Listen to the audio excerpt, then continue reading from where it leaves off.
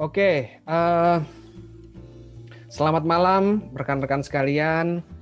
Eh, saya mengucapkan terima kasih yang sebesar-besarnya nih. Waduh, nggak menyangka ternyata forum ini sudah cukup banyak. Menurut saya ini cukup banyak karena ini forum pertama gitu ya. Saya waktu mau mencoba kami ya, saya dengan Pak Pendeta Ivan dan Mas Moses yang belum hadir ini ingin membuka satu ruang diskusi. Pertama ini mungkin ya yang datang mungkin 5, paling banyak 10. Ternyata ya menurut kami cukup cukup banyak lah untuk sebuah ruang diskusi. Uh, saya ingin mengucapkan terima kasih nih kepada pertama-tama kepada Sastra Pelangi ya, penerbit Sastra Pelangi atas dukungannya, telah ya memberikan support lah kepada kami, terutama untuk Mas Denny, salam kenal, dan mungkin dari Sastra Pelangi lainnya, salam kenal. Juga untuk Mbak Dianita, saya juga kami merasa terhormat sudah bisa hadir nih Mbak Dian di ruang kami nih. Sebenarnya waktu saya mengundang Pak Wawan, saya punya keinginan gitu, bisa nggak ya ini penulisnya kita hadirkan juga gitu. Cuman kayaknya melihat dari jenis buku yang ditulisnya, sepertinya orangnya sibuk ini begitu. Tapi ternyata, wah Mbak Dianita bisa hadir ya. Saya terima kasih banyak. Jadi begini, saya juga ingin menyapa ke teman-teman semua. Salam kenal semua. Jadi ruang ini saya mungkin pertama-tama ingin mengenalkan dulu ya, apa sih sebenarnya logis ya. Karena ini memang pertama kali nih kita istilahnya apa ya, kita launching begitu ya. Jadi logis ini sebenarnya adalah dialog kritis ya. Jadi kepanjangannya dialog kritis. Titik tekannya itu pada dialog kritisnya gitu. Karena kalau kita melihat pada terminologi logisnya, saya pikir tidak tepat begitu ya. Karena apa yang kita bahas, terutama pada malam hari ini berhubungan dengan karya sastra. Boleh dikatakan demikian ya. Sementara karya sastra itu tidak bisa kita dekati hanya secara logis ketat begitu ya. Nah, jadi logis ini sebenarnya ruang diskusi dialog kritis. Nah, apa yang kita bicarakan di sini sebenarnya bentuk logis itu sendiri tidak terpatok pada diskusi buku saja ya, tetapi juga bentuk-bentuk yang lainnya gitu ya. Karena sebenarnya rekan-rekan sekalian, ruang diskusi logis ini berangkat dari keresahan kami ya. Jadi saya dengan Pak Pendeta Ivan merasa resah begitu ya melihat fenomena yang terjadi di tengah masyarakat, situasi kondisi yang terjadi di tengah masyarakat. Nah, keresahan ini kami ingin mencoba untuk membagi ekspresi, membagi pemikiran begitu ya, perspektif kami kepada masyarakat. Ya tentu saja melalui media sosial karena situasi kondisi saat ini begitu. Cuman karena latar belakang kami dari sekolah tinggi filsafat, jadi kami mencoba untuk mencari kesana kemari terkait dengan diskusi-diskusi filsafat yang mengkritisi fenomena-fenomena sosial. Jadi dari sudut pandang filosofis begitu ya. Nah, kami sementara ini belum menemukan ya. Saya tidak akan tidak menemukan, tapi belum menemukan. Mungkin ada atau kami belum menemukan saja begitu ya. Nah, sehingga kami sepakat gitu. Saya dengan Pak Pendeta Ivan, dengan Mas Moses belum hadir di sini. Ayo kita buat yuk ruang diskusi dialog kritis gitu ya. Nah, ternyata setelah kami dalami lagi, sepertinya tidak hanya terpatok juga pada diskusi-diskusi filsafat begitu. Kita juga menampung segala macam bentuk, format atau materi gitu ya. Jadi salurannya ini kita sebisa mungkin kita buka seluas-luasnya gitu, sehingga diskusi logis ini bisa berbentuk bedah buku, bisa berbentuk review buku seperti yang kita lakukan pada hari ini, atau bedah fenomena atau bedah film, diskusi film, atau bahkan sharing pemikiran gitu ya. Pemikiran pribadi maupun pemikiran para tokoh-tokoh pemikir begitu ya. Apapun, jadi formatnya tidak ada format sebenarnya, tidak ada bentuk, kita bebas gitu ya. Nah, juga sebenarnya kita tidak terpatok harus sifatnya apa ya, formal gitu ya. Harus ada moderatornya, harus ada pembukanya, enggak juga seperti itu. Tapi pada suatu waktu mungkin kita juga perlu melakukan itu gitu. Nah, nanti minggu depan atau mungkin 2 minggu lagi kami berencana untuk mengadakan dialog mengenai realitas filsafat begitu.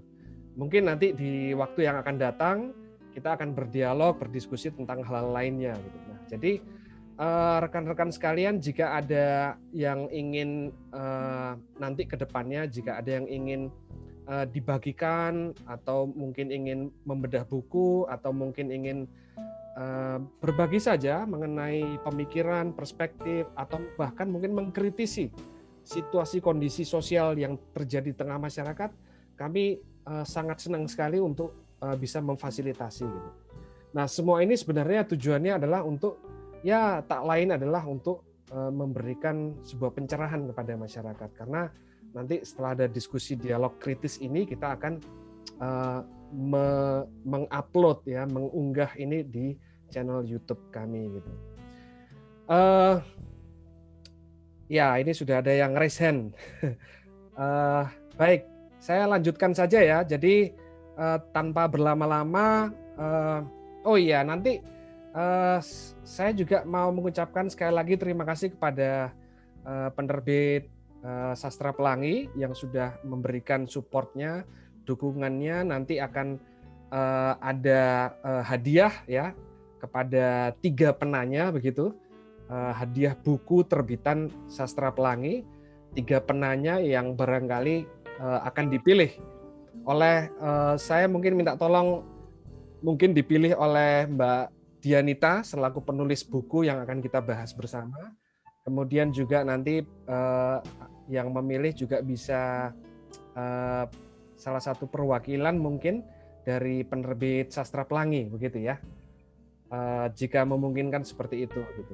Nah, mungkin yang tidak bisa mendapatkan hadiah ya saya sendiri sebagai sebagai co-host, dan juga Pak Pendeta Ivan Sampebuntu ya, juga salah satu host dari Logis ini gitu. Kira-kira itu saya pikir pembukanya. Saya langsung saja mungkin memperkenalkan moderator kita. Jadi moderator kita Pak Aditya Nirwana ini adalah seorang dosen di Universitas Macung di program studi Desain Komunikasi Visual ya, atau DKV. Beliau mengajar sehari-harinya di kampus yang memberikan konsentrasi pada banyak mata kuliah, salah satunya estetika, semiotika visual. Nah, saya pikir melihat atau meneropong sebuah karya sastra dari sudut pandang estetis, bahkan juga semiotika visual, kita juga nanti akan berbicara mengenai teknologi di dalam cerita itu gitu. Jadi saya pikir ini akan menjadi satu perspektif yang menarik juga buat kita gitu ya. Tentu saja Pak Adit ini juga seorang pecinta sastra, beliau seorang penulis juga. Beberapa tulisannya sudah dinobatkan sebagai juara 1 ya Pak Adit ya, juara 1 nasional gitu. Jadi itu perlu saya sebutkan nih gitu. Jadi tidak sembarangan juga sebagai seorang moderator yang memoderatori Pak Wawan nih, nanti yang membahas tentang buku Menanam Gamang ini nanti. Baik, waktu dan tempat saya persilakan Pak Adit, silakan. Baik, terima kasih Mas Antono ya selaku co-host. Terima kasih juga untuk Logis, komunitas Logis, dan juga para hadirin yang sudah datang. Ada Mbak Dian ya kan, selamat datang Mbak Dian. Ada Mas Felix. Terus kemudian terima kasih juga Mas Wawan dan juga penerbit Pelangi Sastra Malang. Oh ya tadi namanya Pelangi Sastra Mas Antono ya, bukan Sastra Pelangi. Mungkin agak kebalik gitu, tapi nggak apa-apa lah. Iya. Oke baik, eh malam hari ini ya, jadi ini malam-malam teman-teman sekalian, santai saja gitu ya. Kita akan apa namanya, mengurai gitu ya, eee, dalam sebuah sudut pandang, eee, teknologi, pandemi, ya, dan juga manusia begitu ya. Nah, tentu apa yang akan kita bahas, malam hari ini, apa yang akan kita urai gitu ya. Ah, oke saya akan membawa sebuah apa namanya, novela atau novelet, ya jadi saya mengenal apa namanya, ternyata ada genre bernama novela atau novelet ini setelah berteman dengan kawan-kawan sastra. Ya saya sangat baru sekali dalam dunia sastra teman-teman ya. Jadi, saya juga sudah membaca sekitar 1 minggu yang lalu gitu saya beli di Mas Denny, ya. Nah, eee, cukup menarik sekali teman-teman sekalian membaca, novelet Menanam Gamang, karya dari Mbak Dianita Kusuma Pertiwi yang belakangan juga saya ketahui ternyata orang Malang begitu ya. Ternyata apa namanya, berkuliah di Malang ya kan. Nah, tidak jauh-jauh begitu. Nah, eee, novel ini bener-bener apa ya, jadi tidak berlebihan ketika Mas Martin Suryadja itu mengatakan di belakang novel ini ya, mengatakan bahwa Dianita membuka ruang bagi imajinasi masa depan yang terasa begitu aktual. Novela ini adalah sebuah sketsa tentang bagaimana masa depan dalam arti tertentu, ya tidak lain adalah sekarang kan gitu. Ya. Jadi kalau misalkan kita mengandaikan, ketika Aristoteles mengatakan dalam bukunya Poetika itu mengatakan bahwa apa bedanya sejarawan dengan seorang poet poet, sastrawan atau katakanlah pujangga begitu ya. Ketika, sejarawan itu membicarakan masa lalu, ya. Tapi seorang pujangga atau katakanlah dalam konteks ini seorang seniman atau seorang sastrawan begitu, itu membicarakan tentang kemungkinan-kemungkinan begitu. Dan benar saja kemarin Mas, Wawan mengirim kepada saya itu sebuah link podcast ya kan, yang ternyata adalah suaranya Mbak Dian. Mbak ya panggilannya Mbak Dian ya. Mbak Dian itu mengatakan bahwa iya, eee, novel ini ya memang dimaksudkan untuk melukiskan banyak sekali kemungkinan-kemungkinan yang terjadi ya, di masa pandemi ini ya yang dialami oleh individu-individu gitu. Nah, ketika saya membaca ini juga, eee, dari segi karakter dan perwataan terdiri dari banyak sekali atau beberapa, karakter, beberapa tokoh ya, yang memiliki, narasi kecilnya masing-masing yang kemudian itu dirajut sedemikian rupa berjejaring satu sama lain sehingga, eee, benar-benar tidak asing bagi kehidupan kita hari ini, yang mungkin selanjutnya nanti akan dibahas oleh Mas Wawan gitu ya. Nah, eee, novel ini juga mengatakan tentang bagaimana teknologi itu ya, di samping, eee, jadi apa namanya ini, kehidupan sehari-hari kita saat ini ya, berkomunikasi dengan orang lain ya, komunikasi interpersonal begitu, eee, menggambarkan betapa komunikasi kita hari-hari ini sangat termediasi oleh teknologi, ya kan. Di mana teknologi itu apa namanya, melakukan enframing begitu. Enframing ini, mereduksi ya, sekaligus memaktifikasi realitas yang ada, ya kan. Nah, novel ini bener-bener menggambarkan bagaimana dampak dari enframing itu, yang mereduksi realitas dan juga memaknifikasi realitas. Nah, eksesnya bisa bermacam-macam, ya. Ada banyak sekali peristiwa di situ yang kemudian sering berjejaring. Oke, bagaimana kemudian karakter-karakter yang ada ini lekat dengan apa namanya, kehidupan kita dan, ketika saya membaca novel ini saya juga menemukan ya diri saya di dalam salah satu tokoh dari novel tersebut meskipun tidak 100% sepenuhnya gitu ya. Ya, eee, selanjutnya mungkin Mas Wawan bisa menguraikan poin-poin yang menjadi apa namanya, apa sih signifikansinya, eee, novel ini bagi signifikansi dan refleksi yang primer, yang penting ya bagi hidup kita sehari-hari ketika dirundung pandemi ini, begitu. Silakan Mas Wawan.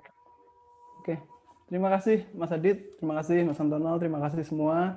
yang sudah hadir di sini. Terima kasih juga Mbak Dian dan kawan-kawan dari Pelangi Sastra Malang yang sudah menyempatkan datang di sini.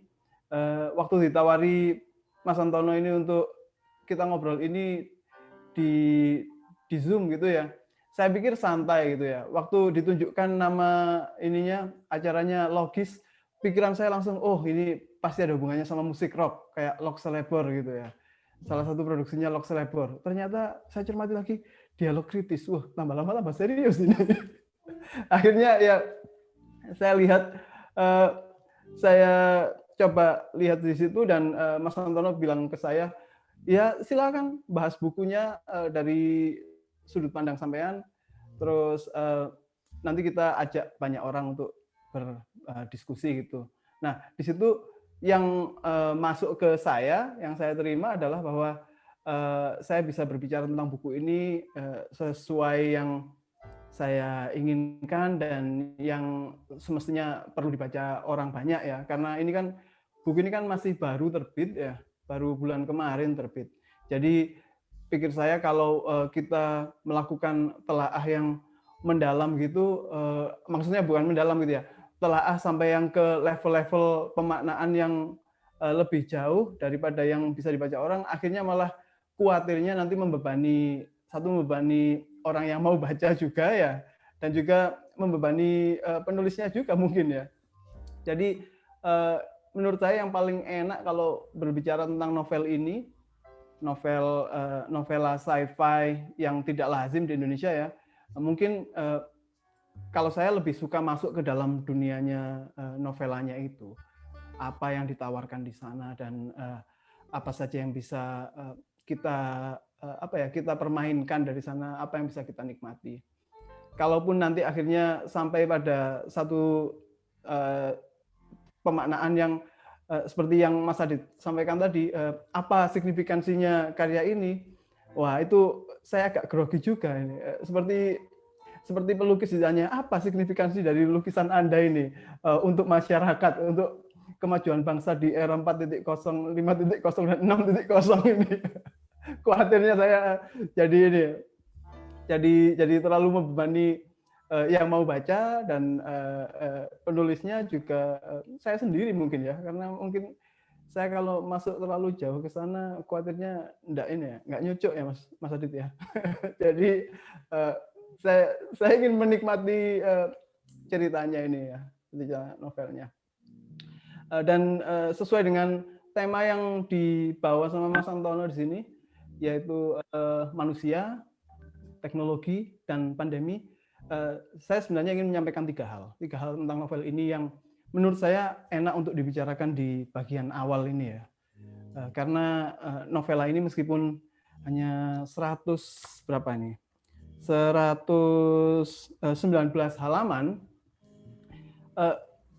ada banyak sekali yang bisa kita bahas dari sana. Dan karena novel ini novel sci-fi ya, novel sci-fi itu kan lazimnya meskipun bicara tentang 1-2 orang, tapi dia menciptakan satu dunia yang baru, yang berbeda. Akhirnya ya banyak sekali yang bisa kita bahas dari sana. Tapi saya akan membatasi diskusi kita ya, omongan ini ke 3 hal saja. Dan 3 hal itu adalah pertama, manusia yang sudah berubah, dan kedua adalah teknologi yang mengiringi perubahan itu, dan terakhir pandemi yang menegaskan bahwa kita ini sudah berubah, atau kalau dalam idiomnya orang Sidoarjo itu putting the last nail on the coffin itu ya, yaitu menegaskan bahwa perubahan ini telah terjadi. Jadi pandemi ini kalau saya sampaikan dalam satu main idea atau thesis statement ya, kalau tulisan itu kan gagasan utama ya. Mungkin gagasan utama dari yang saya baca ini untuk malam ini adalah bahwa pandemi ini telah menegaskan kepada kita tanpa bisa ditawar-tawar lagi bahwa kita telah berubah. Kita sebagai manusia telah berubah. Tadi saya sampaikan ada 3 hal. Yang pertama adalah manusia itu berubah. Berubahnya itu apa? Berubahnya adalah di dalam novel ini ya, dalam novel ini kita melihat bahwa manusia itu berubah dari makhluk sosial, binatang sosial atau Homo sociologicus ya, menjadi binatang media sosial. Jadi Homo mediosociologicus gitu kalau mau pakai bahasa yang daki-daki ya. Kita telah berubah ke arah sana. Dan di novel ini hal yang seperti itu muncul sejak awal sekali. Sejak awal sekali digambarkan bahwa si tokoh ini, tokoh Barnabas ya, salah satu tokoh yang muncul pertama kali, tokoh Barnabas itu adalah orang yang tidak menikmati hidupnya, kerja di kantor tapi kurang bahagia, di rumah dia tidak bisa mendapatkan apartemen yang layak atau sangat bisa dibanggakan, dan itu semua karena level peringkat media sosialnya cuma 3,8. Kalau saja dia mau menerima tawaran kawannya yang beberapa waktu yang lalu mengajak dia bikin vlog komedi untuk disebarkan di media sosial, kalau saja dia menerima tawaran kawannya, mungkin levelnya sekarang seperti kawannya, yaitu 4,8 dan bisa tinggal di apartemen 3 kamar dengan fasilitas kesehatan yang luar biasa dan bisa melakukan apa saja yang dia inginkan. Nah, itu di novel ini semua itu terjadi di masa depan, di satu masa yang akan datang, dan tidak perlu saya sampaikan masa akan datang itu kapan, soalnya biar tidak jadi ini ya, spoiler ya. Ya. Intinya di masa yang akan datang itu manusia itu begitu dipengaruhi oleh media sosial dan peringkat media sosial itu. Dan sebenarnya untuk saat ini banyak dari orang-orang saat ini yang hidupnya ya mau tidak mau terpengaruh oleh itu ya, oleh peringkat mereka di media sosial itu. Dan memang saat ini yang seperti itu belum mainstream ya, baru outlier ya, orang-orang di bagian-bagian satu kantong-kantong gitu saja yang hidupnya begitu terpengaruh oleh media sosial. Tapi namanya cerita science fiction ya, membawa fenomena hari ini dan membuat kita memikirkan itu lebih jauh dengan menghiperbolakan, dengan membuatnya sedikit hiperbolik. Akhirnya yang seperti itu menjadi mainstream di dunia masa depan kota Yigea ini. Nah, itulah menariknya bahwa manusia itu sudah mulai berubah dari makhluk sosial yang berinteraksi dengan keluarganya, dengan kawan-kawannya, menjadi makhluk media sosial yang interaksinya bisa tanpa batas. Tapi yang muncul adalah, kalau istilahnya psikologi itu ada weak ties ya, pertalian-pertalian yang sifatnya lemah gitu, bukan yang kuat yang bisa mengubah situasi. Dan itu di dalam novel ini ditunjukkan lebih jauh lagi melalui hubungan antara tokoh-tokohnya dengan orang-orang yang semestinya kalau di masa sekarang kita ini dekat dengan kita. Seperti tokoh utama dengan orang tuanya, tokoh utama Eva dengan orang tuanya itu sangat berjarak. Terus Eva dengan pacarnya yang sangat berjarak.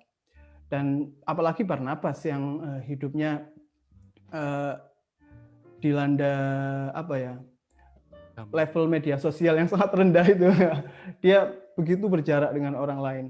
Hubungannya sangat transaksional dan tidak benar-benar ada strong tie. Jadi itu manusia itu sudah berubah ke arah itu. Dan di saat ini kita bisa menghubungkan ini dengan fenomena yang ada di negara-negara tertentu yang hubungan sosialnya sudah awalnya renggang, tapi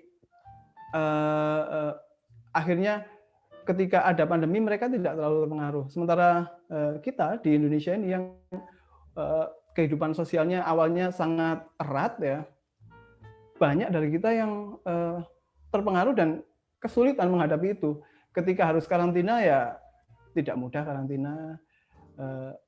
Tapi ada orang-orang tertentu memang yang kehidupannya sudah banyak berjalan banyak dipengaruhi oleh teknologi yang bisa bisa afford, bisa mampu untuk hidup dengan tali yang lemah tadi itu, dengan hubungan sosial yang lemah. Nah, itu. Jadi satu hal tadi yang ingin saya soroti pertama kali, bahwa manusia itu sudah menunjukkan tanda-tanda perubahan. Perubahannya adalah dari makhluk sosial menjadi makhluk media sosial, dan novel ini menghiperbolakan keadaan seperti itu. Dan yang kedua adalah, nah, teknologi ini selain di media sosial, dia juga mempengaruhi keseharian penghidupan orang.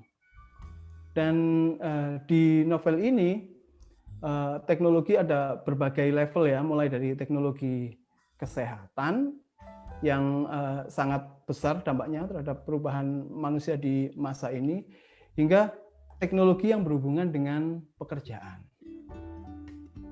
Teknologi yang berhubungan dengan pekerjaan di buku ini adalah tokoh utama yang merupakan sebagian besar cerita dalam buku ini, yaitu Eva, adalah seorang yang kerjanya sebagai cam girl, orang yang tampil di depan kamera untuk dilihat orang, untuk dinikmati orang, ya kalau zaman sekarang itu ya diobjektifikasi gitu ya, kalau menggunakan bahasa yang lebih moralistik atau lebih menyoroti soal etika. Tapi di novel ini hal itu tidak sekaku itu memandangnya, tidak semoralis itu memandangnya. Oke, jadi teknologi itu mengubah manusia dalam kehidupannya di tingkat kesehatan, keseharian, maupun pekerjaan. Nah, ini sebenarnya bukan sesuatu yang baru kan buat kita hari ini. Di saat ini kita sudah banyak melihat yang disebut ekonomi berbasis platform ya, seperti mulai dari Tokopedia, Shopee, sampai Gojek, Grab, dan segala macamnya itu. Nah, di awal-awal kemunculan ya, tahun pertama, kedua setelah munculnya Uber, terus Gojek, dan lain-lain, mulai ada kan waktu itu suara-suara kritis yang mempertanyakan tentang ekonomi berbasis platform ini. Misalnya adalah tentang lemahnya posisi pekerja di hadapan platform. Terus tentang hubungan yang dulunya ada orang employer dan employee atau pemberi kerja dan buruh, sekarang menjadi pemberi kerja, pemilik platform, buruh, dan klien di luar. Ada hubungan tripartit begitu, berubah seperti itu. Dan yang juga muncul adalah misalnya gamifikasi kehidupan itu tadi, gamifikasi pekerjaan. Dan itu sudah menjadi sifatnya platform ini ya. Adanya usaha, kalau orang mau sukses ya dia harus bekerja lebih keras untuk akhirnya mendapatkan poin tinggi dan akhirnya bisa mendapatkan kesempatan lebih. Nah, di novel ini yang seperti itu dibuat lebih kuat lagi, intensifikasi ya. Akhirnya yang terjadi adalah lemahnya kolaborasi ya, atau kolaborasi yang ada itu superficial, di permukaan saja. Hubungan antara Eva misalnya dengan kawannya yang lain, sesama gadis kamera itu, cam girl, lebih menjadi hubungan kompetisi yang ketat gitu ya. Dan itu mempengaruhi kesehariannya Eva ini. Dalam keseharian itu dia sampai resah, nggak bisa tenang gitu, karena memikirkan gimana caranya ini saya bisa dapat bintang banyak dan akhirnya naik level. Dan nanti kalau sudah naik level, wah bisa beruntung saya gitu. Dan itu yang terjadi, kompetisi itu semakin kencang. Dan di novel ini memang ada hiperbola ya mungkin ya, karena di hari ini kan kompetisi itu, karena kita sedang menjalaninya ya, kita di bawah pengaruh cara pandang itu atau ideologi itu, kita menganggap kompetisi di dunia kerja yang seperti itu oke-oke saja ya. Padahal kalau disoroti lebih jauh lagi, itu kan kompetisi yang menghasilkan ketidaktenangan dalam hidup. Dan di novel ini ketidaktenangan itu berdampak sampai luar biasa. Dan nanti di satu scene gitu, satu adegan di novel ini kita melihat si tokoh ini melakukan berbagai hal yang sebenarnya bertentangan dengan etika yang dia pegang sebelumnya ya. Dia kan punya prinsip-prinsip tertentu, dan itu akhirnya dia langgar karena memang tekanan untuk melakukan itu lebih kuat, dan akhirnya melakukan sesuatu yang melanggar prinsipnya sendiri tadi. Dan itu semua karena teknologi yang mengunci hidup mereka ini. Dan teknologi ini lebih parah atau diintensifikasi ketika berhubungan dengan poin ketiga yang akan saya sampaikan, yaitu pandemi.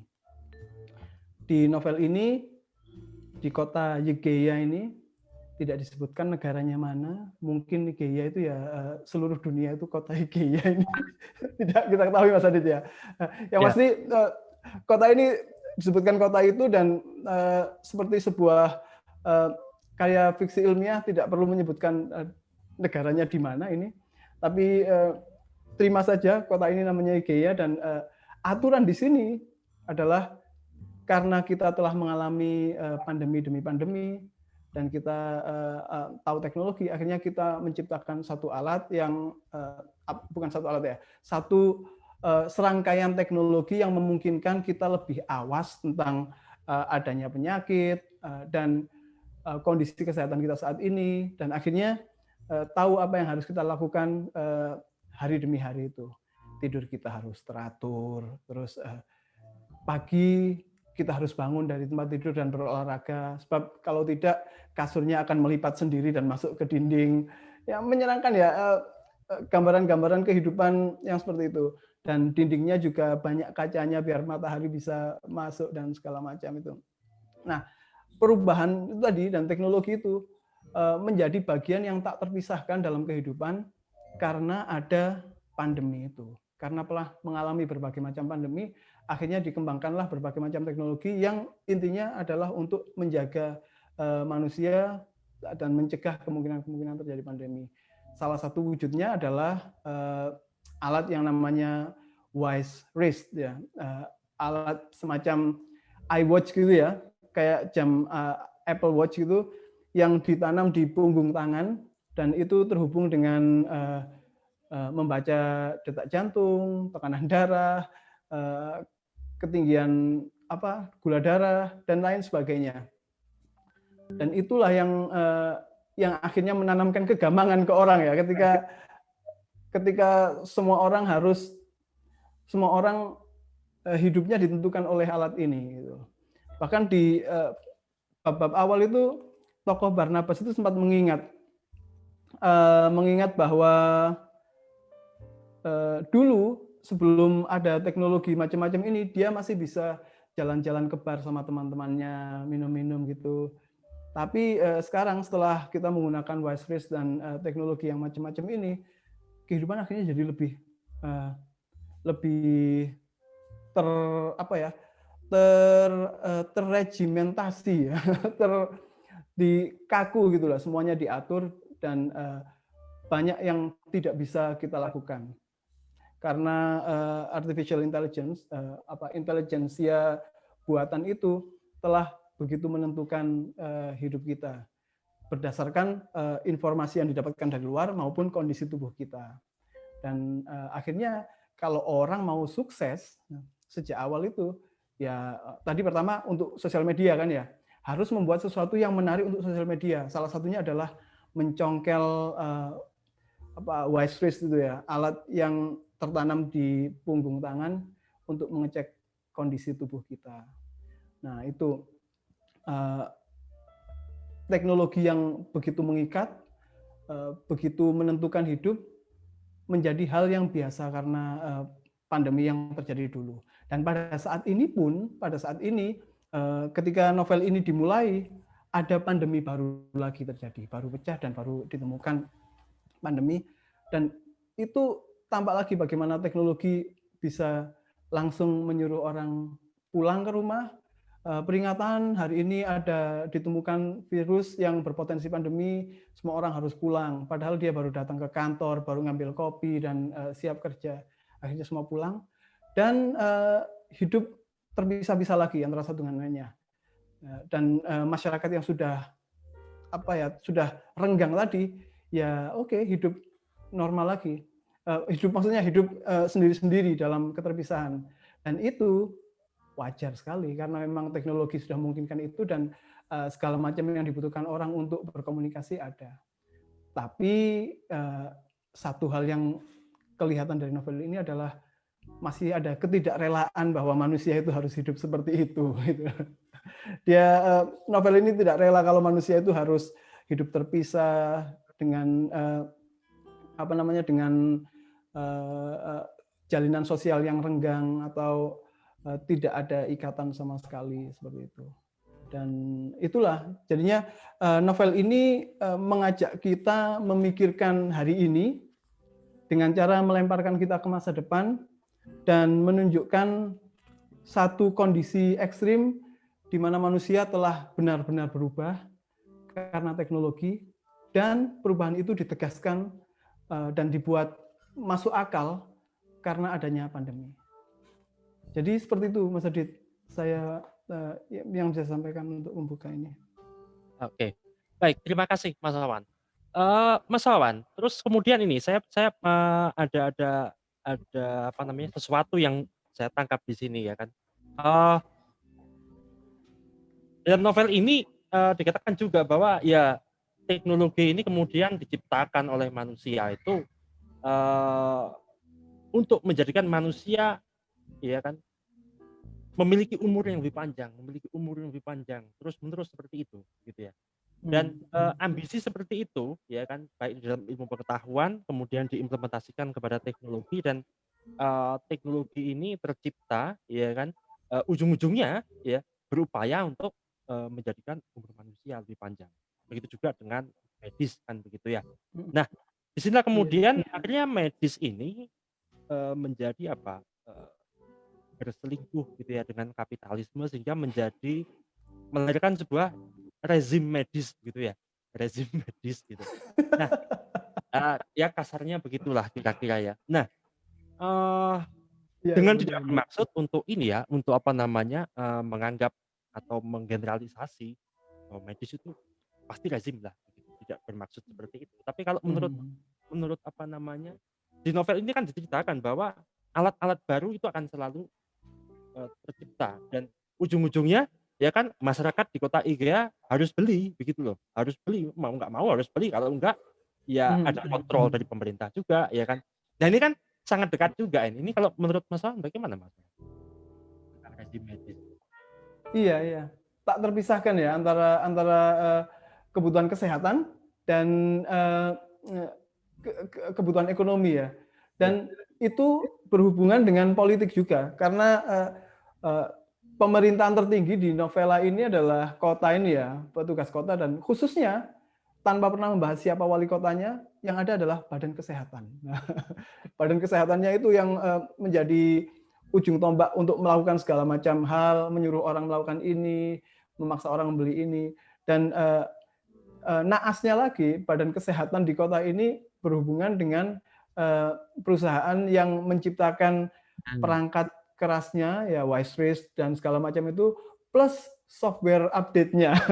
Jadi sebentar-sebentar itu kalau nggak bisa, kalau nggak diupdate nggak bisa.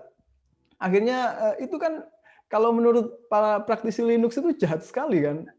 Kita sudah beli alatnya kok malah disuruh mengupdate ini dan mengupdate-nya pun harus beli. Kalau nggak gitu kita akan ketinggalan. Ya pola hidup yang sangat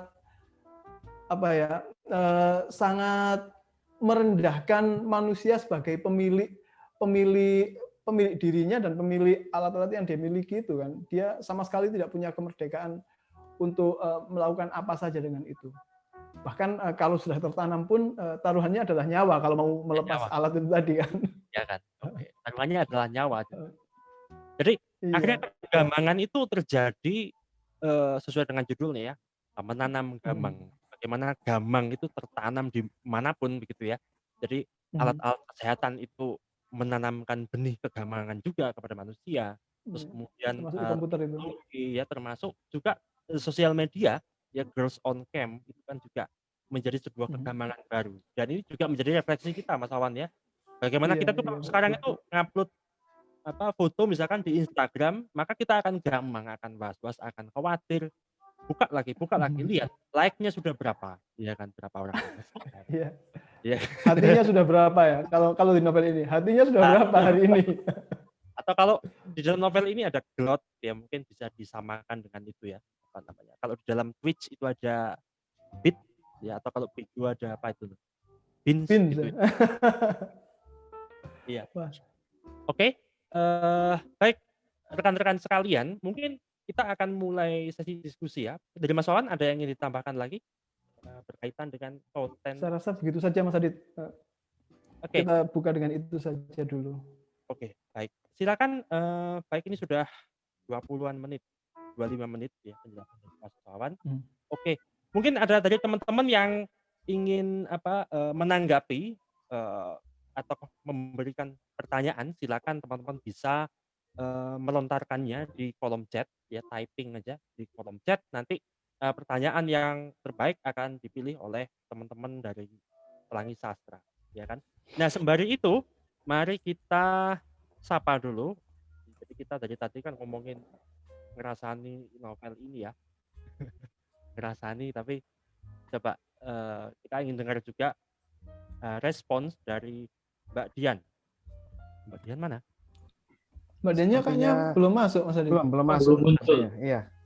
Sabar dulu mungkin. Baik.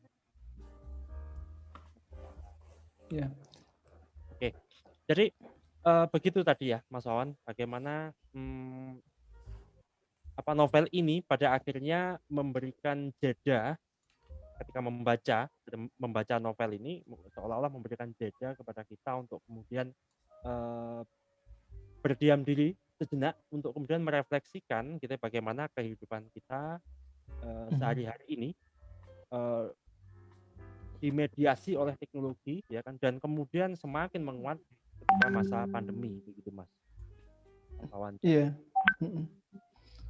Dan menariknya novel sci-fi itu ya itu tadi, dia memberi kita satu dunia baru yang tidak seperti yang kita alami sehari-hari, sehingga maksudnya begitu baru dan asing hingga pada taraf hal yang tidak masuk akal itu di sana menjadi masuk akal. Dan ketika dipertemukan dengan satu keadaan yang asing itu, akhirnya kita kan harus mencoba memahami kondisi itu. Dan nah itu yang menjadikan satu novel novel sci-fi itu menjadi novel yang menuntut untuk dipikirkan, bukan hanya untuk dinikmati.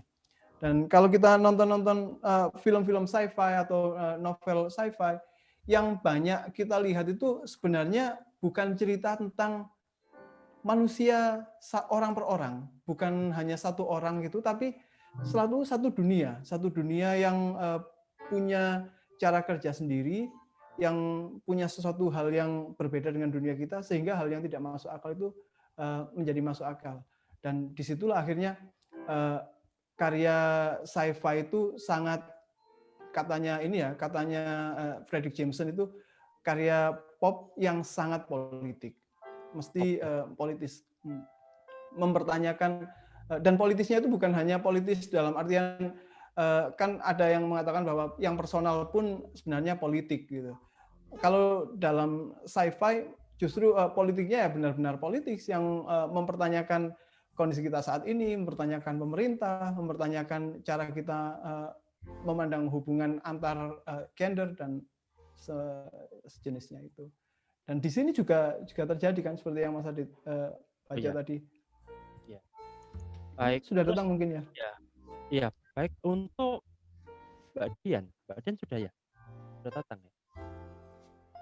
Kapan lihat? Belum Pak, belum. Oh, belum. Oke, baik. Jadi kalau misalkan Mas Wawan, kemungkinannya bagaimana ketika membaca novel ini begitu ya? Kita melihat juga beberapa tokoh ini dalam novel ini juga perempuan gitu ya. eh, siapa namanya Eva begitu ya, orang perempuan. Dia mengalami perubahan hidup, ya kan. Sampai kemudian akhirnya dia memutuskan untuk menjadi seorang girls on camp gitu ya, menjadi seorang host di girls on camp. Mungkin refleksi yang ada, bagaimana pandemi ini eh, apa membuat atau tidak ramah terhadap perempuan begitu. Bagaimana? Iya, iya. Saya banyak mendengar itu ya akhir-akhir ini. Bahkan ada salah seorang pembicara di diskusi essay yang diadakan Kemenparekraf itu loh, Mas. Dia mengatakan bahwa kalau ada pihak yang paling terdesak oleh kondisi pandemi ini ya perempuan. Soalnya kalau biasanya banyak juga perempuan yang bekerja, tapi lebih banyak lagi laki-laki yang bekerja dan perempuannya di rumah. Mereka yang perempuan ini, jangan bilang mereka lah. Kalau perempuan ini banyak mendapat tanggung jawab untuk mengurusi hal-hal yang di rumah, sekarang atau di masa karantina itu, perempuan tetap banyak mengurusi hal-hal yang di rumah dan lebih parah lagi karena di rumah sekarang ada anaknya, ada suaminya, dan ada urusan yang tidak ada selesainya itu. Jadi benar-benar tidak ada jedanya. Sampai pembicara di diskusi di Kemenparekraf itu mengatakan bahwa kalau memang ada perempuan ingin jeda sedikit, ingin bersenang-senang di masa pandemi ini, jangan sekali-kali mempertanyakan itu. Dan demikian pula juga dengan teknologi ya, kerap perempuan pada akhirnya ekses buruk ya dari teknologi ini kerap jatuhnya juga ke perempuan, akhirnya menjadikan perempuan tuh menjadi sebagai objek dari laki-laki juga ya. Ya. Menjadi korban di tingkat kedua. Baik teman-teman. Mbak Dian sudah masuk. Ya, baik, ada. Mbak Dianita Kusuma Pertiwi. Ya. Selamat malam. Selamat malam Mas Adit. Aduh, nah ini nanti kalau ke Malang buku saya ditandatangani Mbak. Ya. Siap. Ya mulai malam ini saya jadi fansnya Mbak. Baik, Mbak Dian mungkin ada respon yang ingin disampaikan berkaitan dengan apa yang sudah diuraikan oleh Mas Wawan tadi. Silakan Mbak Dian. Ya, terima kasih Mas Adit dan Mas Wawan. Terima kasih untuk istilahnya ini semacam pengenalan ya, karena memang diskusi yang pertama dan kemudian yang dibahas memang tadi Mas Wawan menyampaikan belum terlalu dalam, tapi tadi sudah beberapa hal cukup dalam pikiran saya beberapa hal yang sebenarnya tidak terpikir juga oleh saya, kemudian Mas Wawan bisa bongkar gitu tentang homo sosial menjadi homo media sosial. Itu memang sesuatu yang mungkin menerta di bahwa ada kegambangan-kegambangan sebenarnya yang sudah muncul sejak sekarang. Misalnya mulai dari likes, terus kemungkinan juga berapa sih jumlah pengikut kita di media sosial, sampai ada jasa-jasa yang menjual jasa likes, jasa pengikut, itu menunjukkan bahwa ya sebegitu butuhnya kita saat ini. Dan saya membayangkan kemudian dalam masa depan yang cukup dekat, obsesi terhadap hal-hal terkait seperti itu semakin kuat gitu. Jadi bahwa di masa ke depan ini obsesi atau hasrat kita sebagai manusia ini seiring dengan perkembangannya teknologi sebenarnya juga berkembang terus, dalam artian bahwa mungkin obsesinya bukan lagi terkait cita-cita kamu apa seperti kita dulu, tapi lebih ke hubungannya dengan kamu ingin punya followers berapa, kamu ingin setenar apa di media sosial. Itu sih yang terkait dengan perkembangan teknologi dan relasi manusia. Dan untuk teknologi yang berhubungan dengan kesehatan, sebenarnya waktu pandemi kemarin dan karantina, terutama di Jakarta agak ketat, PSBB kemarin, jadi benar-benar di kosan sendirian, tidak bisa balik ke Malang, dan kemudian setiap hari yang dilakukan adalah paparannya berita yang menunjukkan jumlah kematian berapa, kemudian jumlah korban yang positif COVID berapa, itu setiap hari terpapar dengan itu. Dan juga berita-berita tentang misalnya beberapa negara sudah mulai ada tracking, upaya tracking dengan misalnya Singapura punya teknologi itu agar pemerintah bisa tahu seorang individu ini kemana saja dan kemudian bisa dijelajahi kemungkinannya dia menyebarkan virus kemana saja. Nah, itu sekarang masih bermasalah dengan privasi manusia untuk saat ini. Tapi kemudian saya membayangkan dengan dunia yang juga banyak sudah mengatakan kita sebenarnya hidup di dunia yang interpandemi. Jadi kemudian bahwa privasi kita sebagai manusia, esensi yang tadi dikatakan oleh Mas Wawan terreduksi karena teknologi, itu juga di situ bahwa kemudian ada banyak hal-hal yang tentang diri kita yang hanya dikorbankan untuk itu begitu. Mungkin tapi satu yang menarik tadi kalau boleh setuju dan menjadi refleksi saya juga perkataan Mas Wawan tentang bahwa masih ada nada tidak rela manusia dalam relasi seperti itu. Saya ini juga baru menyadari ya bahwa ada hal itu di novela saya yang mungkin bisa menjadi kritik atau ya masukan untuk saya sih. Mas Adit. Oke, terima kasih Mbak Dian. Ya menarik ya teman-teman sekalian. Jadi apa yang dikatakan oleh Mbak Dian tadi ya kan akhirnya hasrat manusia itu ditentukan oleh teknologi. Ini mengingatkan saya pada bagaimana Don Ihde mengatakan sifat laten telik dari teknologi yang pada akhirnya berkembang radikal dan justru teknologi itu yang menentukan perkembangan ke depan dari manusia. Ya kan. Baik teman-teman, nah ini sudah ada pertanyaan. Ya saya akan lihat dulu. Baik. Oke, karena pertanyaan masih satu, baik ini dulu ya. Dari Mas Ivan Aulia Rohman, ya. Pertanyaannya adalah untuk 3 tema yang diangkat dalam buku, apakah berdasarkan pengamatan peristiwa yang terjadi? Apakah ada isu yang dialami saat menulis novel? Ya, kemudian yang ketiga, pertanyaannya, mengapa buku ini menceritakan tentang pandemi terdampak pada aktivitas ekonomi, pendidikan, hingga teknologi? Mengapa buku ini ceritanya tentang pandemi yang dampaknya ke ekonomi, pendidikan, hingga teknologi? Gitu. Pertanyaannya kira-kira seputar seperti itu. Bagaimana? Ini ditujukan ke Mbak Dianita. Baik, silakan Mbak Dianita, mungkin bisa direspon. Ya, mungkin menyambung tadi dengan saat PSBB di Jakarta, kemudian paparan berita dan juga permasalahan yang saya hadapi mungkin tidak seberat yang dihadapi orang lain di tengah pandemi ini.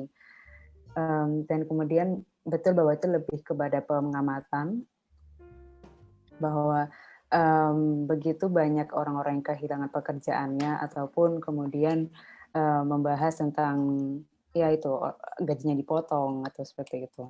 Tapi ada sebenarnya satu lapisan kelas lain yang saya pikir mungkin beberapa di antara kita ini juga menikmati Camp Girl gitu, ada yang punya aplikasi Bigo dan kemudian menikmatinya mungkin saja begitu kan. Tapi siapa yang pernah membicarakan Camp Girl di karya sastra begitu? Yang bahwa mereka melakukan pekerjaan itu dan itu bukan sesuatu untuk beberapa orang, terutama di negara lain yang saya gunakan formatnya, kalau di luar kan lebih sering pakai website daripada aplikasi, itu dipersiapkan betul-betul memang. Jadi sebuah performance, bukan sekedar tampil-tampilan biasa begitu di depan kamera. Nah, tapi kemudian dari itu siapa yang membicarakan, sebenarnya ada isu juga di situ bahwa terutama saat pandemi itu memang banyak orang yang kemudian lockdown, dia bertahan di rumah, dan kemudian cara untuk menghabiskan waktunya dengan teknologi itu tadi menjadi semakin banyak model Camp Girl yang dimana persaingan semakin berat. Nah itu kemudian saya pikir itu akan menarik gitu kalau misalnya saya angkat dalam artian bahwa ada lapisan-lapisan kelas yang tidak terbicarakan cukup banyak selama pandemi ini, juga terkena dampaknya sebenarnya. Itu sih. Jadi apalagi Mas Adit pertanyaannya? Sorry. Iya, itu ya pertanyaan yang kedua. Yang ketiga, mengapa buku ini menceritakan tentang pandemi yang terdampak pada ekonomi, pendidikan? Ya, itu. Kenapa kok menceritakan tentang pandemi? Ya, silakan. Sebenarnya begini, waktu tentang pandemi, sering sebenarnya negara kita juga beberapa kali terkena pandemi. Hanya saja secara rekaman, baik itu secara rekaman dalam bentuk yang penelitian resmi, ataupun misalnya dalam karya-karya sastra atau karya seni, itu cukup jarang dibandingkan dengan negara lain. Nah, jadi misalnya mitigasi bencana itu kemudian alasannya akan ya ini peristiwanya saat ini, jadi kami hanya bisa menelitinya pada saat ini juga. Itu saya pikir juga karena kurangnya rekaman atau arsip-arsip atas satu peristiwa pandemi di masa lalu. Nah, awalnya sebenarnya dari situ. Kenapa saya membahas pandemi? Dan kemudian mengapa membahas ke ekonomi dan kelas terutama mungkin. Saya pikir karena memang efeknya sangat luar biasa pandemi ini terhadap ekonomi. Dan saya pikir ekonomi akan berpengaruh kepada banyak hal. Dari ekonomi, kejatuhan ekonomi bisa menyebabkan permasalahan di psikologis juga. Terus kemudian yang juga menyebabkan relasi manusia terkadang juga menjadi memburuk karena urusan perut, urusan kemapanan. Jadi saya pikir lapisan-lapisan dari diri kita, kemudian juga relasi antar manusia, semakin ke sini dengan ya sistem ekonomi yang saat ini memang semakin dipengaruhi juga oleh ekonomi, kemapanan kita atas ekonomi itu. Jadi kenapa saya menjadikan ekonomi dan juga kelas ini sebagai salah satu yang utama sih dalam karya ini. Jadi isu kelas ini menjadi yang utama ya, karena tiap tokoh itu sepertinya merepresentasikan kelas-kelas tertentu. Ya, baik. Lanjut ke pertanyaan berikutnya ya. Mungkin ada respon dari Mas Wawan? Tidak, saya setuju sekali dengan novelisnya. Ya, kalau ditanya kenapa membahas ekonomi, saya rasa jawabannya sangat meyakinkan, Mbak Denita. Bahkan ada yang bilang ya, semua masalah manusia itu ujung-ujungnya adalah ekonomi. Dan itu yang mengatakan bukan Karl Marx, malah justru Sigmund Freud yang mengatakan itu. Dan itu ya kalau Sigmund Freud sudah mengakui itulah, kita hanya bisa taklid sajalah. Kelas memang tiada akhir. Baik, kita lanjut ya ke pertanyaan berikutnya. Takutnya nanti di tengah sini muncul angka lagi ya, angka. Muncul poin. Baik, pertanyaan selanjutnya dari Mbak Ita Asa. Mbak Ita Asa. Pertanyaannya adalah, di era pandemi saat ini ada begitu banyak hasil karya sastra baru yang muncul dan mengandung berbagai permasalahan pandemi. Ya, menjadikan pandemi sebagai topik atau tema. Yang akan saya tanyakan adalah, apakah karya-karya sastra baru yang muncul ini akan dikelompokkan menjadi periode sastra yang baru? Ya, adakah kemungkinan seperti itu? Ya, silakan mungkin dari dua pembicara kita malam hari ini ya, Mas Wawan dan Mbak Dian, mungkin bisa dijawab dulu, Mas Wawan dulu mungkin ya. Silakan Mas Wawan. Ya, terima kasih Mas Adit. Ya, pertanyaan ini pertanyaannya menantang sekali ya, dari mahasiswa sastra Indonesia ini pasti banyak yang ingin menjawab ini. Saya pikir urusan apakah ini akan menjadi periodisasi atau tidak itu tergantung pada para kritikus ya. Para kritikus soalnya yang bertugas untuk melihat karya-karya ini, melihat benang merah, terutama benang merah estetikanya ya, kalau tidak temanya gitu, untuk kemudian bisa dengan cukup meyakinkan untuk menggolongkan ke sana. Tanpa kerja kritik atau kerja sejarawan sastra yang bisa melakukan studi untuk menemukan estetika khusus di masa pandemi ini atau di antara karya-karya ini ya itu hanya akan menjadi obrolan di Kang O Sastra Indonesia saja. Iya.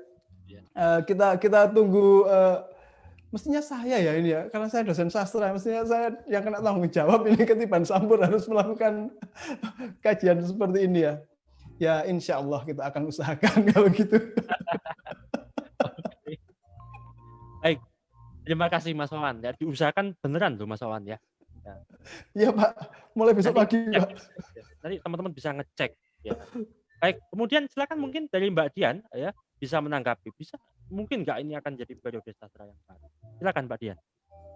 Ya, saya sepakat sih dengan Mas Wawan bahwa perlu ada kajian estetik yang mendalam untuk bisa menjadikan sebuah ini suatu dalam tanda kutip genre mungkin ya.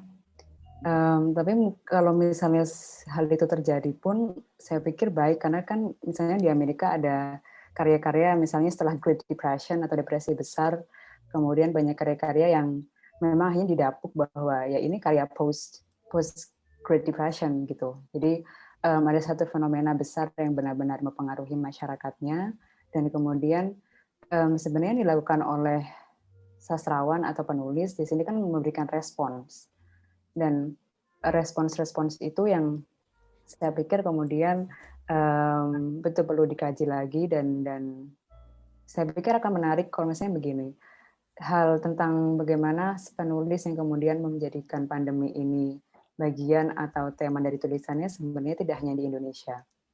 Nah, kemudian dalam pembayangan yang lebih lanjut gitu, mungkin kita bisa menemukan satu kekhasan tersendiri seperti apa masyarakat Indonesia melihat pandemi ini dengan situasi penanganan COVID di negara kita seperti ini seperti apa, dan kemudian penulis dari negara lain yang mungkin penanganan COVID-nya lebih baik, punya cara penyampaian yang lebih baik atau yang berbeda menurut saya bisa dibandingkan juga. Kan menarik sih. Ya. Jadi ya. Baik, demikian jawaban dari kedua pembicara kita atas pertanyaan Mbak Ita Asa. Ya, terima kasih atas pertanyaannya Mbak Ita Asa, ini memunculkan penjelasan yang luar biasa sekali. Baik, berikutnya pertanyaannya ini dari nggak ada namanya. Namanya adalah https://US. Nah, ini kalau di Bigo dibilang pascol, soalnya nggak ada namanya. Laku Bigo beneran ini. Oke, baik. Pertanyaannya adalah dari saudara HTTPS. Iya dah, HTTPS. Baik. Menarik sekali tema diskusinya. Terima kasih. Komputer itu kayaknya, Mas. Iya, bahwa dari kedua tokoh, Barnabas dan Eva, ya, keduanya sama-sama stres karena level media sosial yang rendah, ya, dan hidup yang penuh hidupnya kompetitif yang dialami oleh Eva. Keduanya kacau dalam hidup. Muncul pandemi sebagai jalan keluar dengan alat kesehatannya. Artinya, manusia bisa selamat jika memilikinya. Tapi ternyata panjang. Tapi saya melihat ini justru menciptakan pilihan dalam banyak bidang karena menciptakan ketakutan, kecemasan, sebab solusi pandemi seakan menciptakan ketergantungan pada alat kesehatan ini. Pertanyaannya, apakah dengan pandemi manusia akan semakin sadar akan hidup sebagai aku dan aku yang lain? Ini Mas Antono ya, Dasein. Baik, teman-teman pembicara ya, Mas Wawan, Mbak Dian, mungkin bisa direspon dari Mbak Dian dulu deh sekarang. Silakan Mbak Dian. Akan semakin sadar enggak? Dengan aku dan aku yang lainnya. Aku yang lain. Menurut saya sih akan kembali pada bagaimana kita merefleksikan peristiwa ini sih. Dalam artian bahwa tentang yang terjadi pada saat lockdown atau PSBB di sini memang begini, dalam artian semua pekerjaan menjadi semuanya daring sampai pada bulan Agustus atau September itu saya sampai harus menjajal 6 program video call untuk pekerjaan dan aktivitas. Dan saya pikir wow gitu. Jadi dan di situ ada refleksi kemudian. Jadi ya kita interaksi kemudian dari yang sekarang bahkan untuk nggak hanya rapat, ngopi aja ngopi virtual, makan bareng aja makan bareng virtual. Itu kan sebenarnya sesuatu yang intimasi yang kehangatannya dapat saat kita bertemu langsung gitu, dan termasuk bahkan komunikasi-komunikasi yang membutuhkan kepercayaan dalam artian membaca dari gestur, kemudian gestur tubuh, dan itu tidak bisa terjadi saat ini gitu. Itu refleksi yang paling besar saya pikirkan selama masa lockdown kemarin dan mencoba 6 program video call. Dan pada akhirnya apakah kita kemudian lebih menyadari siapa diri kita dan interaksi dengan orang lain? Kalau saya pribadi mungkin iya. Saya pikir akan berbeda-beda konteksnya. Mungkin bahkan di Indonesia pun kebetulan karena saya di Jakarta dan jadi di sini lebih banyak karena lebih ketat PSBB-nya dan kemudian lebih banyak memanfaatkan itu. Jadi refleksi saya lebih kepada bahwa relasi kita seperti ini sekarang. Nah, mungkin di sisi lain, di tempat lain ada refleksi yang berbeda tentang manusia di tengah pandemi yang mungkin misalnya saya di sini Jakarta dengan teman-teman di Malang mungkin akan punya refleksi yang berbeda sih, yang mungkin bisa kita bicarakan juga sih malam ini. Ya. Jadi tiap orang mungkin akan memiliki pengalaman yang berbeda tentang pandemi dan artinya respon emosionalnya juga berbeda. Ya. Oke, itu jadi Mbak Dian. Mas Wawan mungkin sekarang. Silakan Mas Wawan. Ya. Apakah mempengaruhi kesadaran manusia pandemi? Silakan. Mungkin saya ingin membaca aku dan aku yang lain ini sebagai saat manusia mengatakan aku dan menganggap aku ini sebagai yang penting, yang utama, kita berarti melihat manusia ini sebagai pusat semesta di sekelilingnya gitu ya. Dan ini pandangan yang sangat modern sekali ya. Manusia sebagai individu yang merdeka dan menguasai, dan bahkan eksesnya adalah manusia bisa mengeksploitasi alam dan segala macamnya. Nah, kalau kita memandang aku ini tadi dari sudut pandang yang seperti itu, maka saya cenderung berpikir bahwa kesadaran akan aku ini akan mulai luntur, bahkan manusia mungkin tidak akan lagi menganggap dirinya sebagai pusat semesta. Dan ini adalah satu hal yang sudah ditekankan oleh saintis, orang-orang yang berkhidmat pada ilmu pengetahuan ya, mulai Carl Sagan, terus Stephen Hawking, terus yang akhir-akhir ini kita banyak bicara Yuval Noah Harari, yang dengan mempelajari sejarah antropologi biologis itu, dia menegaskan bahwa manusia ini kebetulan saja hidup dan berevolusi dan akhirnya memiliki kesadaran. Kebetulan semuanya ini. Dan di akhir-akhir itu kan dia menunjukkan bahwa ada kemungkinan manusia itu saat ini sudah jauh berkembang hingga pada tahap kemampuan manusia saat ini itu seperti kemampuan dewa-dewa yang dibayangkan orang-orang pada masa lalu, yang bisa berpindah dari satu tempat ke tempat lainnya. Dan gagasan dari buku Homo Deus itu kan sebenarnya itu. Dan ketika pandemi ini terjadi, manusia jadi sadar lagi kedewaannya, keilahiannya yang dia pikir dia bisa menguasai dunia itu, ternyata juga dipaksa tinggal di rumah selama 2 minggu dan tidak melakukan hal-hal yang keluar-keluar gitu. Dan jargon revolusi industri 4.0 yang begitu gencar di semua seminar pada tahun 2019 itu akhirnya langsung seambiar lagu-lagunya Didi Kempot gitu ya. Dan akhirnya manusia pun tidak lagi tidak bisa bersombong-sombong sebagai aku. Kalau masih bersombong sebagai aku, paling tidak kamu harus pakai masker dulu, cuci tangan dulu. Banyak yang akhirnya mengikat manusia itu. Jadi kalau kita memahami aku sebagai kesadaran manusia sebagai pusat semesta, mestinya pandemi ini menyadarkan bahwa manusia itu hanya satu saja elemen dari alam semesta ini yang bisa kalah dengan organisme atau zat yang berukuran nano, Ya. berukuran nanometer itu. Oke, baik. Mungkin itu jawabannya ya dari Mas. Siapa? Oh, oke, namanya sudah ada. Mas Jose Emmanuel. Ya, jadi tadi yang http us03web.zoom itu namanya Mas Jose Emmanuel. Baik, kita ini manusia sudah dikodifikasi dengan angka. Ya. Baik, satu pertanyaan lagi ya. Ini ada dari Mas Ivan sudah tadi ya, Mas Ivan ya. Lanjut aja dulu yang ke pertanyaan berikutnya. Nanti kalau kita ada waktu lebih, ini sudah ada angkanya keluar. Ya, meeting time 07.03. Baik, nggak apa-apa ya. Iya, nggak apa-apa. Nggak apa. Oke, Mas Rek, Parents Tonta. Zoom-nya keluar, egonya keluar. Pertanyaannya, nampaknya novel menanam gambang mengisahkan tentang kemampuan manusia sebagai makhluk yang mampu mengurai seluruh persoalan tentang teknologi. Apakah tidak ada gambaran dalam novel ini tentang manusia pun sesungguhnya masih homo sapien yang belum mampu menyelesaikan seluruh persoalan? Oke, nampaknya seperti manusia yang mampu menyelesaikan banyak persoalan, tapi benarkah demikian? Baik, silakan Mbak Dita bisa dijawab. Sebenarnya malah tadi yang disampaikan oleh Mas Tawan, manusia ini sebenarnya kemudian ternyata kita nggak seagung itu.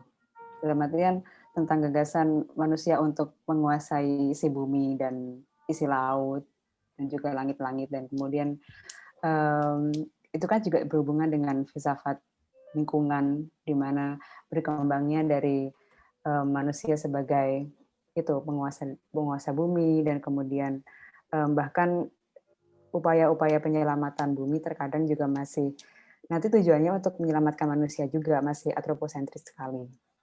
Nah, bahkan kemudian di novel ini yang saya tunjukkan bahwa ya ternyata di saat teknologi pun kita berusaha menciptakan teknologi secanggih apapun yang akan diperbarui secara rutin yang tujuannya untuk menyelamatkan kita juga, pada akhirnya ada satu kuasa alam, bisa dibilang seperti itu. Dan pandemi, jika mungkin boleh saya relasikan dengan filsafat lingkungan, ya ini adalah sebuah cara bumi berkomunikasi. Dan disitulah kemudian manusia pada akhirnya ternyata kita tidak seagung itu untuk menguasai bumi ini. Bahkan sebenarnya itu yang juga ada pesan itu di dalam novela itu sebenarnya. Baik, demikian jawaban dari Mbak Dian. Silakan, Mas Wawan bisa menambahkan? Kayaknya sudah cukup dari Mbak Dian ini, Mas Adi. Sudah cukup dari Mbak Dian. Cara komunikasi bumi kepada penduduknya, ya kan? Penduduknya itu maksudnya manusia. Baik. Jadi pada akhirnya novel ini memberikan kita jeda ya untuk kemudian diam sejenak ya dari berbagai macam kesibukan di tengah pandemi, interaksi kita dengan teknologi untuk kemudian merefleksikan apa yang sudah kita lakukan. Ya. Banyak sekali ya nilai-nilai yang bisa kita peroleh, banyak sekali pesan-pesan yang bisa kita peroleh juga. Baik, teman-teman, ini sudah 04.01, 4 menit lagi untuk diskusi malam hari ini. Ya, terima kasih dari teman-teman sekalian atas pertanyaan. Ya, nanti masalah yang ada buku itu ya, buku untuk 3 pertanyaan terbaik, silakan nanti bisa didiskusikan sama Pak Anton, ya, dengan berkoordinasi dengan Pelangi Sastra. Untuk itu saya kembalikan dulu ke Pak Antono. Terima kasih teman-teman sekalian, terima kasih Mbak Dian, Mas Wawan, terima kasih Mas Antono, silakan. Ya, baik. Oke, terima kasih atas sumbangan perspektifnya. Sangat luar biasa sekali. Tentu saja kalau kita tidak dibatasi oleh teknologi dengan waktunya yang memang kita dipaksa untuk itu, kita pasti ini akan menjadi sangat seru sekali karena saya yakin teman-teman pasti ada begitu banyak pertanyaan-pertanyaan yang bisa ditujukan begitu. Nah, ini untuk dari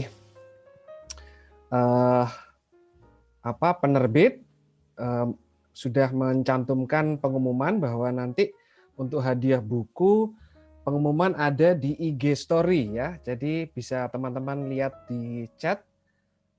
Itu ada IG Story-nya @pelangisastra_books ya. Jadi @pelangisastra_books nanti akan diumumkan. Kalau belum di follow ya silakan follow untuk IG Story-nya.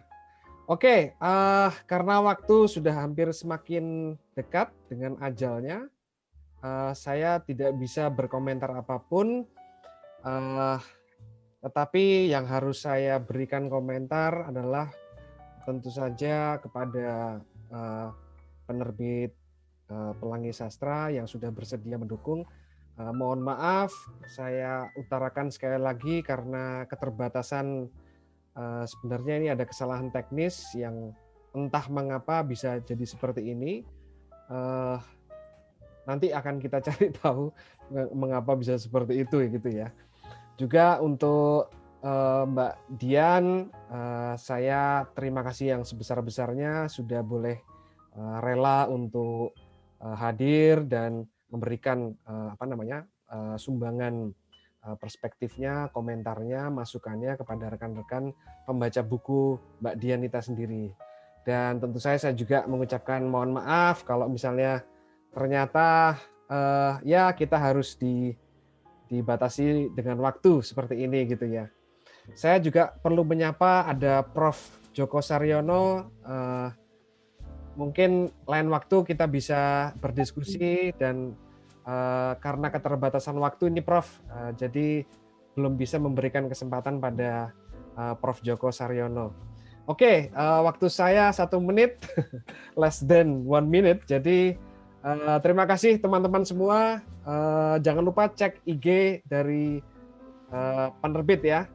Terima kasih. Selamat malam semuanya, Pak Wawan, Pak Adit. Terima kasih. Wawan, Mbak Dian. Terima kasih.